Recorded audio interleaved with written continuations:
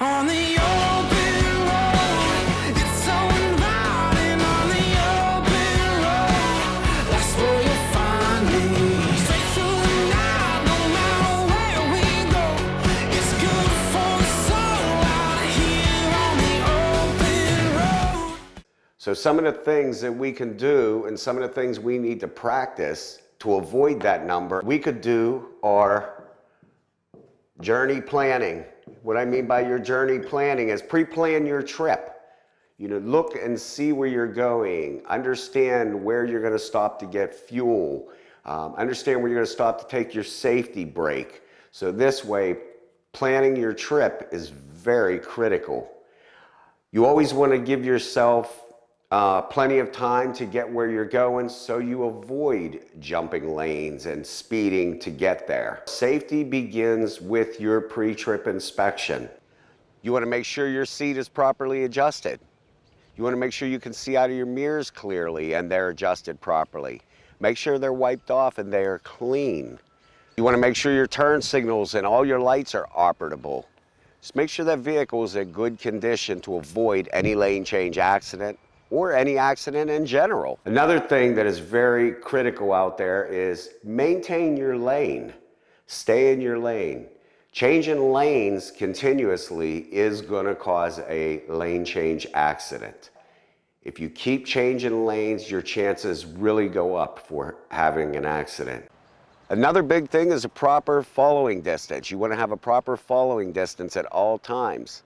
If you go riding up on a car right away and you got to change lanes because that vehicle all of a sudden hit his brakes, you're going to steer over into the other lane. Good chances you did not notice that other vehicle in the lane.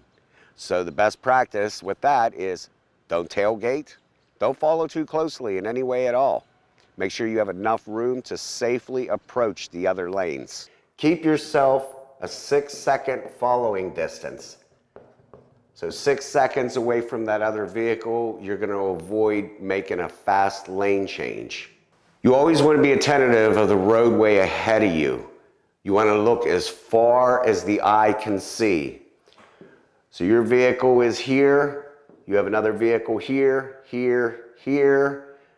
You want to look all the way ahead, as far as the eyes can see. If this vehicle starts hitting its brakes, you don't want to have to jump in that lane just to get around these vehicles, because there's a good chance there could be a vehicle in one of your blind spots and you're going to not know he's there because you're so worried about this vehicle in front of you hitting it. So again, very, very critical to know your surroundings. So by knowing your blind spots at all times, it'll make you understand where the no zone is. Everybody understands where the no zone is.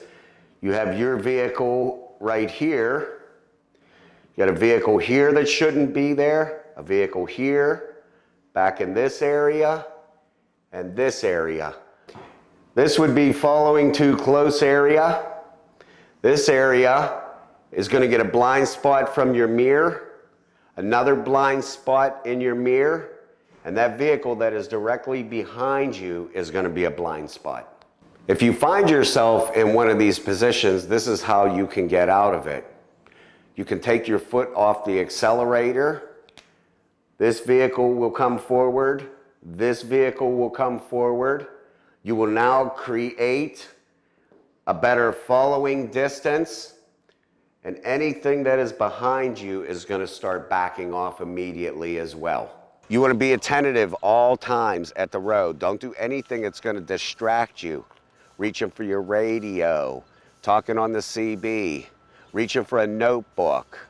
There's nothing that important that you have to grab as you're operating that vehicle. You want to make sure that you're yielding to those vehicles coming off of the off-ramps or the on-ramp. You want to make sure that you're yielding. Those vehicles today, they're not going to stop. They're going to come right off that ramp and they're going to come right in front of you. You, being the professional driver that you are, you should anticipate that they're going to do this and start backing off immediately. Never change lanes on a solid white line. First of all, it is illegal and you're not to change lanes. So only change lanes where you are permitted. Don't speed up to change lanes. You know, again, you are the professional out there. As you put your turn signal on, you want to 6 to 8 seconds prior to moving that vehicle into that area, the other lane, or going into a parking lot. Another good practice is the lean and look method. So you want to lean and look into your mirror, lean and look into your mirrors. That's going to give you a better view of any other vehicles that could possibly be in a blind spot or an area that you don't know that vehicle is in. Good for the soul.